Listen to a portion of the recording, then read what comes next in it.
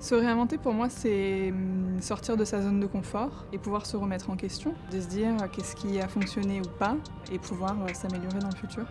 Je suis Céline Lacroix, chef du département du développement aéronautique à l'aéroport Marseille-Provence. J'ai rejoint les équipes de l'aéroport Marseille-Provence il y a un peu plus d'1 an, après avoir passé plusieurs années chez Volotea, donc en compagnie aérienne. Et j'ai voulu rejoindre le côté gestionnaire parce que je trouvais que c'était un monde hyper intéressant avec une grande diversité de métiers. Ma mission principale, c'est de développer un trafic raisonné. Donc qu'est-ce que ça veut dire un trafic raisonné? C'est un trafic qui a du sens pour l'aéroport de Marseille, qui a du sens pour le territoire et qui respecte certains critères environnementaux qu'on s'est fixés dans notre plan stratégique qui va jusqu'à 2030. On veut que les compagnies opèrent avec des avions de dernière génération. Donc c'est des avions plus récents, moins bruyants, moins consommateurs en carburant.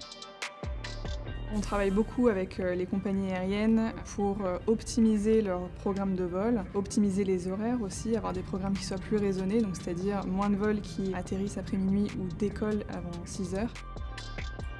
L'aéroport de demain, pour moi, il répond aux demandes de toutes les personnes qui vivent sur le territoire, les communautés. La grande fierté pour moi, c'est quand je vois des lignes s'ouvrir qui permettent des échanges humains, donc avec le trafic qu'on dit affinitaire, c'est-à-dire pour visiter sa famille ou ses amis. Donc on peut citer des lignes vers l'Algérie ou encore l'Arménie, qui a été ouverte l'an dernier avec Erevan. On a une grosse communauté d'Arméniens qui vit sur la région de Marseille.